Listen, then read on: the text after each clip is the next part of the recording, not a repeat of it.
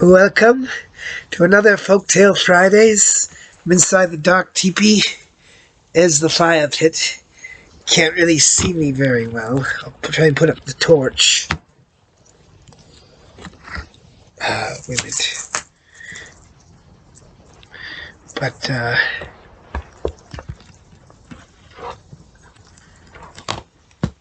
you can see me very faintly in the gleam of the light. Anyway, this is a story from among the Ojibway people, Anishinaabe. Once upon a time, long ago, a brother and a sister lived together. The brother loved his sister so well that he did not want her to work. He did all the work himself. Each morning when he was out starting off the hunt, he said to her, "You mustn't go out." And he fastened the door. When he came home in the evening, he cooked, and after they had eaten, he said to his sister, "Lie down and sleep. I'm going to have a council." The sister never knew when her brother came home, but when she awakened in the morning, he was cooking. The girl didn't like to be fastened in. She said nothing, but all the time she was thinking how she could get out of the house, out of the wigwam. At last, as night came, when her brother started off forgetting to fasten the door, then she determined to follow him to the council. She found his tracks, and after following them a long distance, came to a house. She pushed the skin door aside and went in.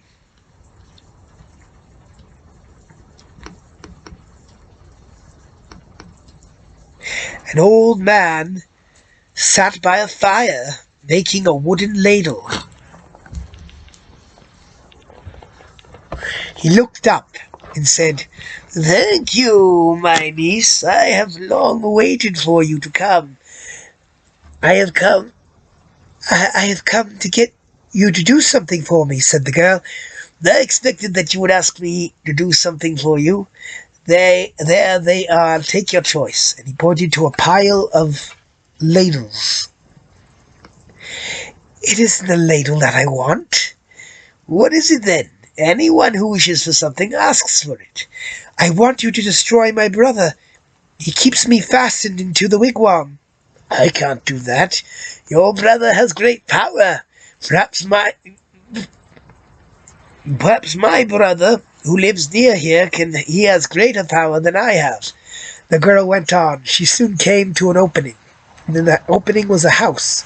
She went to the house, and looking through a crack, saw an old man making bark bowls. "Come in," said the old man. "I have been expecting you." "I have come to get you to do something for me," said the girl. "There they are. Take your choice," said the old man, pointing to a pile of bowls. "I don't want a bowl." "What do you want?" "I want you to destroy my brother." "I can't destroy him, but I can make him go a long way off." "Do that," said the girl.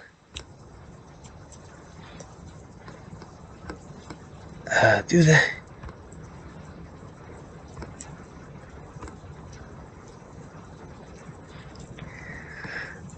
"This is what you must do," said the old man. "When you get to home, begin to help about cooking. Tomorrow morning, just as the sun comes up, look toward the south till you see me.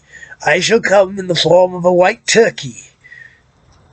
When you see me, call to your brother, 'Oh, catch that turkey. I want it for a pet.'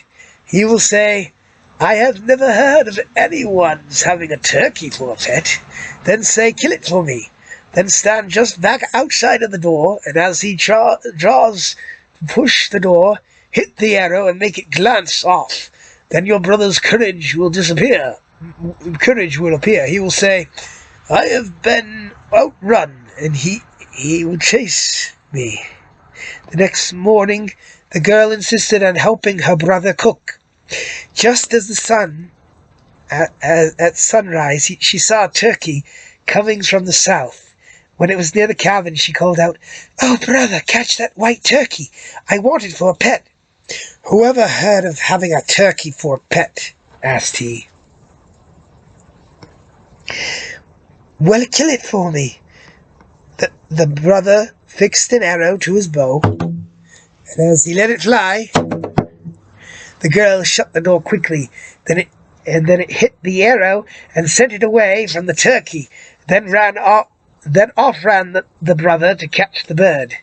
The two ran till midday, the turkey always a little bit ahead of him. Then the turkey called out, "Let us rest. Mark where you stop, and I will mark where I stop." After resting a while, they started again and ran till dark.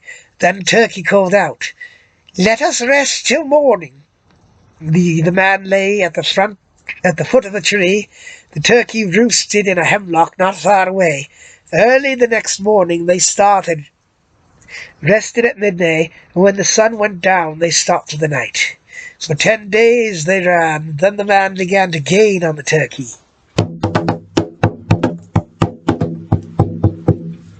The 11th day they were running along the edge of a precipice, when the turkey turned and ran round right into the brother and pushed him over the cliff, saying, "This is the kind of man I am. I cannot be overcome." At the edge of the cliff was a swift river. The brother struck the water and floated down till he came to a fish dam made by the women of the river. He dodged in the dam. Soon 2 girls came to the river to see if they had caught many fish. One said to the other, "Look, there is a dead man in the dam. Run and tell mother to come." The old woman came, and the 3 pulled the man out of the water. On each side of the man's body was the mark of a wolf. "It is the wolf-marked man," said the mother. "He has never been overpowered before." They carried the man into the wigwam and began to work over him. In a very short time he opened his eyes. But he could not speak. By the motions he made the girls understand that he wanted to smoke. One of the girls looked around for a pipe. Then he motioned for his pouch. She found tobacco in the pouch and was about to light it when he motioned her to give it to him. He put the pipe between his lips, trying twice or 3 times, lighted it. The smoke gave him strength, and soon he said, "Hang skin blankets around me." The old woman said, "From now on you will be my son, and these girls will be your sisters." The women took care of the wolf-marked, and he was soon as well as ever. One day, steps were heard outside. The door was kicked open, and a man came in. "I've come to give you some pudding," said he, and as soon as he threw down a lot of rusty bark, he went off, and the women swept out the bark. "Have you a bow and arrows?" asked Wolf-marked. The woman gave him a bow and arrows. He dusted the bow and straightened the arrows, then swinging an arrow and saying to it, "Go and kill a bear," he shot it through the smoke hole. Soon a noise was heard outside. The woman went to the door and found the bear lying dead on the ground. They skinned it and cut up the meat and put it where it would dry. The next morning, when the dew was getting off the grass, the woman saw a man coming. He was unkempt and shabby. When he reached the house, the woman told him to go behind the skins. The woman heard the 2 men talking toward night. The shabby man came out and went away. In a few days the same man came again. This time he brought news. The chief's daughters were to marry, but their husbands must be men who possessed powerful spirits that could take any form they liked, walk around a fire, and scatter wampum beads. "Will you try?" asked Shabby Man. "No," said Wolf-marked. That night the shabby man went to the chief's house. All the powerful men were there.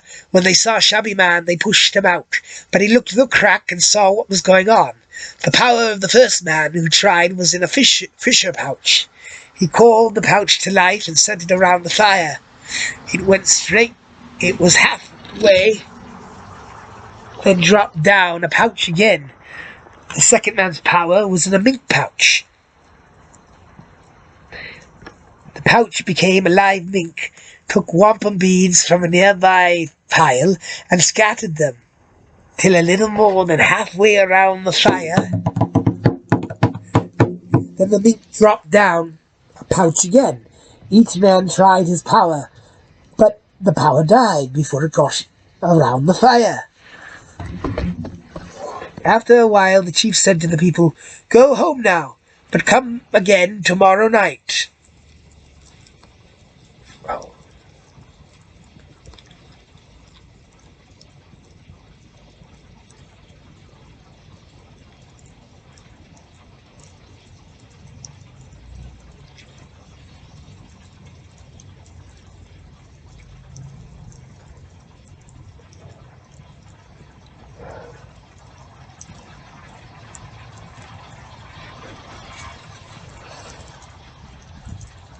After a while,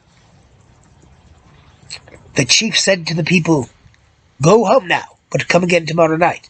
The next day, Shabby Man urged Wolfmark to go to the chief's house and try his power. At last, Wolfmark said, "I will go tomorrow night." The Shabby Man went to the chief's house. Again he was thrown out. Again he looked in through a crack. The men cheered one another, and Shabby Man cheered too. Soon he saw that as each man tried, all of the others blew against his power to prevent its getting around the fire. Shabby Man blew too.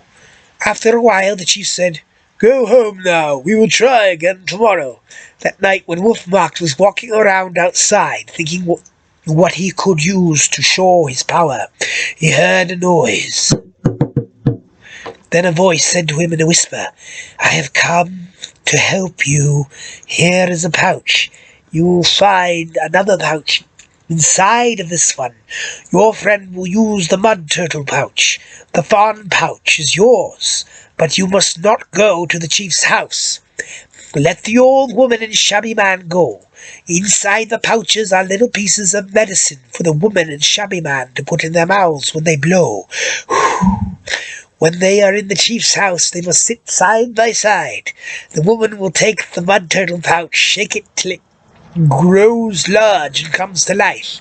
Then Shabby Man will set it down and tell it to go around the fire and not let anyone stop it.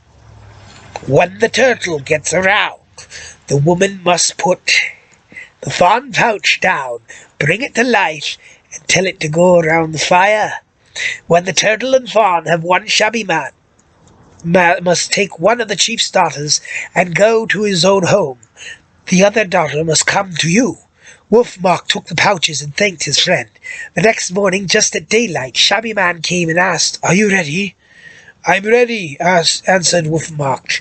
"Well, let's try our power and see if we're going to succeed." "We will succeed," said Wolfmark. "Let us try so as to get used to doing it," urged Shabby Man. "There is no need of trying," said the other. Shabby Man urged a long time. Then he went off, but he soon came back and began again. Urged till he was tired. Went off, again came back to tease Wolfmark to try his power. All day he kept coming back to urge again. At dark he said, "We must start now or we will not get seats." "Wait a while," answered his friend. "They will give us seats when we get there." After dark, Wolfmark said to the old woman, "Mother, I want to go with this man to the chief's house." Shabby Man was disappointed. "Won't you go?" asked he. "No, my mother will go in my place." "You had better go, but we may fail." "You will not fail," said Wolfmark. On the road, Shabby Man said, "Let us hurry." And he went ahead and waited. When the woman overtook him again, he again urged her to walk fast. At last, they were there. When the people saw Shabby Man and the woman, they wanted to throw them out, but the chief said, "Let them stay." When the Shabby Man's turn came, he put on the piece of medicine in his mouth. The woman put down the turtle pouch and urged the turtle on. The people began to call for a close For close of the meeting, Shabby Man insisted on trying and said, "Oh, Chief, give us a chance." The chief said to the people, "Sit down and give them a chance." They all did all they could to obstruct the turtle, but it came around to the starting point. Shabby Man picked it up and gave it to the woman. She took it and made it small. It was again a pouch. Shabby Man got up and took his place by the chief's daughter. The chief said, "Sit down and let the woman try." She got the foxskin's pouch out and shook it. It became a live fawn. She put it down, a baby deer. She put it down and told it to run around the fire. It was around in a flash. The chief said, "This is the end. What I required has been accomplished." Everyone went home with Shabby Man, went the chief's elder daughter. The next morning, men came to Wolfmark and said, "The chief has sent for you to come and claim his daughter." "She must come to me," said the young man, "and Shabby Man and his wife must come too." The three came, and Wolfmark was the husband of the chief's younger daughter. The men hunted and killed plenty of game. The woman took care of the skins and cooked. Some time passed. The men of the village were jealous of Wolfmark, and they plotted against him. They put up a long pole and said, "Whoever can lodge a ball on top of the pole will win. We have a man who can do it. We will challenge Wolfmark, and he will lose. The wager will be 7 heads." As the woman and her daughters sat in the house, they saw a man coming on a run. The door flew open, and in he came. When he saw Wolfmark, he said, "I have come to challenge you to lodge a ball on top of the pole. The wager is 7 heads on each side." "Very well," said Wolfmark, "that is the game to amuse myself with." When the runner left, the old woman began to cry and lament. "Don't cry, Wolfmark. Nothing will happen to us." She only cried the harder and wailed that he would surely lose, and then 7 members of the family would be destroyed.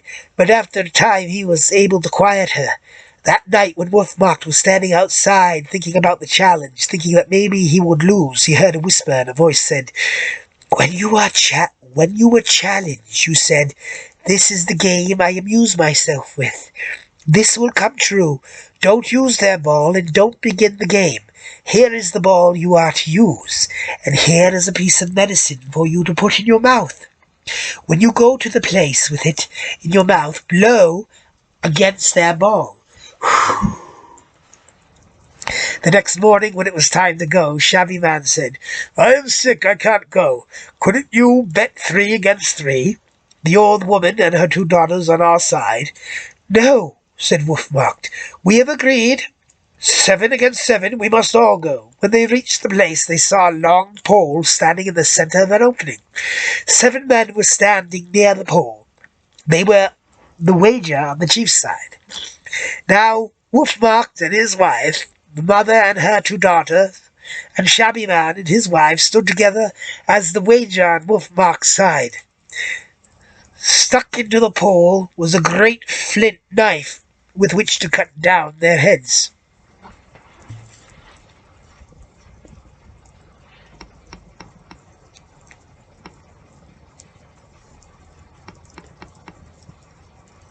The chief asked Wolfmark to begin the game. When he refused, the man on the chief's side picked up the ball and rubbed it a long time, then threw it in the air. It came down and hit the top of the pole, and it bounded back and went up again. Wolfmark was blowing against it, and he had the medicine in his mouth. At last he said in his mind, "Let the ball fall." It came to the ground. Then the chief gave it to Wolfmark and said, "Now it is your turn."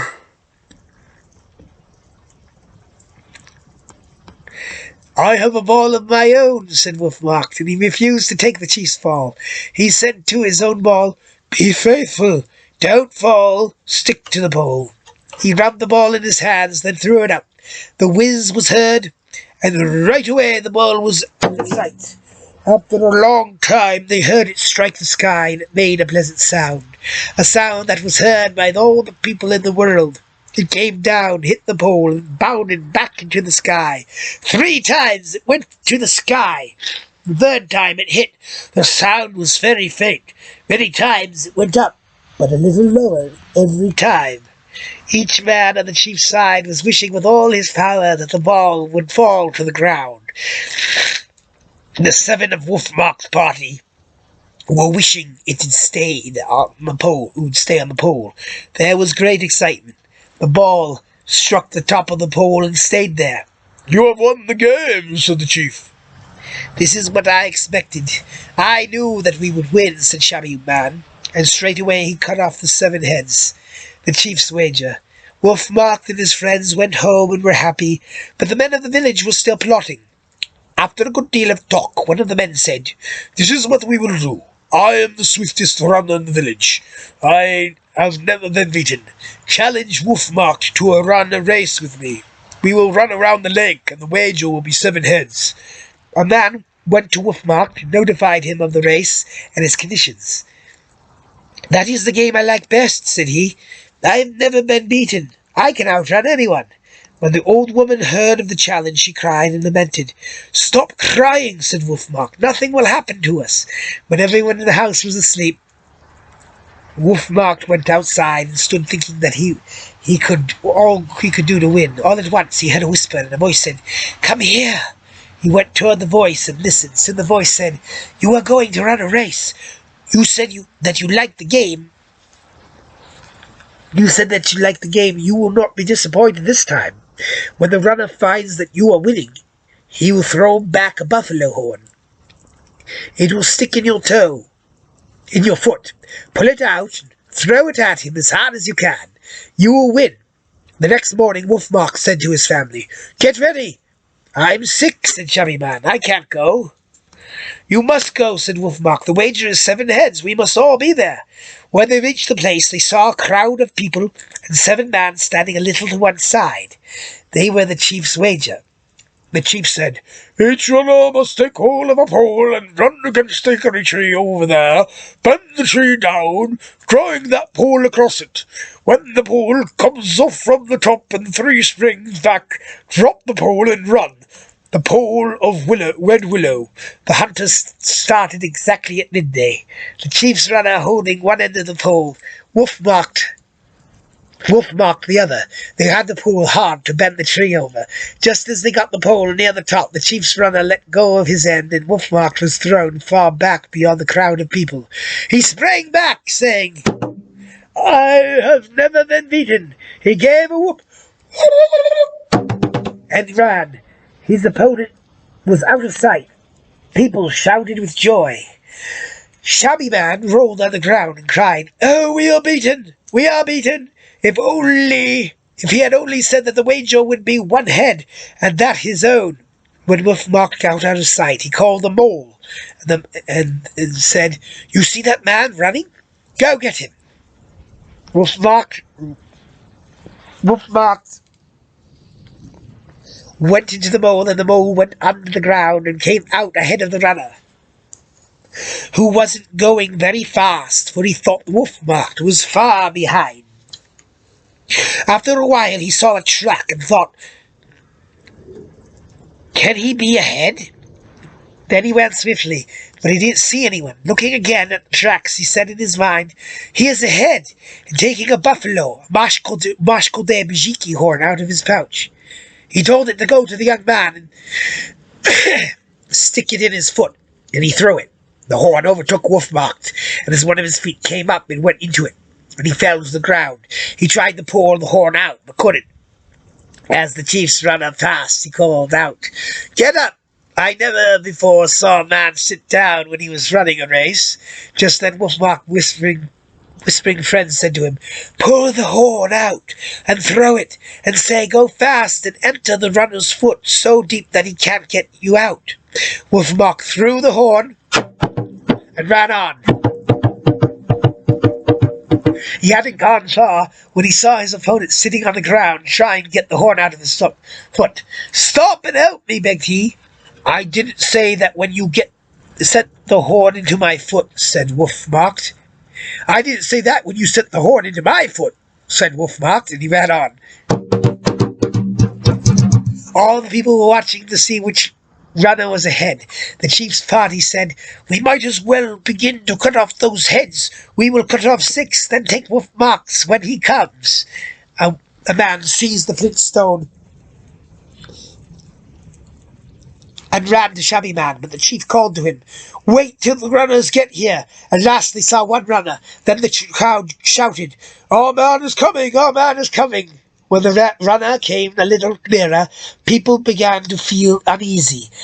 They were not quite sure that it was their man. Then they saw that it was Wolfmark. Shabby Man looked up. He had been sitting with his head down, thinking that right away he was going to lose his life. Then he called out, "Just as I told you, I knew Wolfmark would win." When the runner came near, he called to his friend, "Why don't you take the wager?" Up jumped Shabby Man, and soon 7 heads were lying on the ground. 2 twin boys were born to Wolfmark, and they were marked exactly as he was. When the first one was born, the father picked him up and threw him over the skin enclosure where he himself had stayed when he had came to the old woman's wigwam. And as he threw the child, he said, "This is my first son. This, my first son, must grow to be a powerful man." When the second child was born, he threw it over the enclosure and said, "This is my second son. My second son must grow to be a powerful man." Nobody paid any attention to the children. After a time, talking was heard. Then a voice said, "Father, we want a club and a ball to play with." Wolfmark threw in a ball and a club. 7 days passed. Then one of the boys called out, "Father, we are tired of the club and ball. We want a bow and arrows." He gave them a bow and then made some red willow arrows. For a time they were satisfied. Then one called out, "Father, we want to go for a hunt." "Very well. When you start to go in the direction the sun goes, and don't let anything stop you." The boys started. They went through a wide valley and climbed the hill at the end of the valley. They were walking along quietly when the younger brother called out, "Stop, brother, and look at this." "No," answered the elder brother. "Our father told us not to stop." The younger brother thought, "Yes, our father told us not to let anything stop us." Then he hurried on. They travelled a number of days when the younger brother asked, "Brother, what would frighten you most?" "Our father told us not to be frightened by anything," answered the elder boy. What would you be afraid of?" "Of big-headed whirlwind." That minute the boys heard a great noise. From the southwest came a terrible roar. The older brother kept on. The younger was frightened. When Big Head was near him, he said to himself, "I won't be afraid. I won't be afraid. No, I won't." That minute the roar and the wind ceased. At last the brothers came to a trail and saw footprints all going in one direction. The trail went north and south. The footprints pointed north. Some were very large, some were small. The elder brother glanced at the tracks and went on. The younger stopped and looking out at the tracks and said, "Let us follow them and find out what is going on." "Our father told us not to stop," answered the brother. "It won't take long. We can come right back," urged the younger. The elder brother yielded, and they followed the footprints. They had not gone far when a man of enormous size came along, seized the boys, and tucking one under each arm, walked off. Soon he came to a village, and going to a hut at the edge of it, said to the men sitting around, "I have brought game. We will notify the people." The boys were taken to a longhouse in the centre of the village. 2 large kettles were brought and made ready. As people came in, they went up and looked the game over. When the chief came, he looked also, but what he saw frightened him. Right away he said, "Free these boys. They are the sons of the Wolfmark man. If we harm them, he will destroy us. He is the most powerful man in the world." The people of this village were all frost or ice people. They liberated the boys, and the two travelled on till they came to a beautiful country. "I think that our aunt is near here," said the younger boy. Yes, I think so too." And so they began to look around. The elder stopped and watched him. The boy came to a hollow tree, and in the opening saw the body of a woman. "Come here, brother," said he. "I have found our dear old aunt." He struck the woman with his arrow. She didn't move, and then he struck her twice with his bow and said, "Your brother has sent for you." The woman moved and roused up a little. Her face was covered with scabs and sores, and she was frightful to look at. The younger brother rubbed her with saliva. The scabs fell off, and she was well. Then the boy saw that she was a fine-looking woman. "Now we will go home," said the younger brother, and the three started. Wolfmark had forgiven his sister for trying to destroy him. He was glad to see her. After this, they all lived together quite happily forevermore. The end. That was a story of the Wolfmark from the Anishinaabe or the Ojibway people.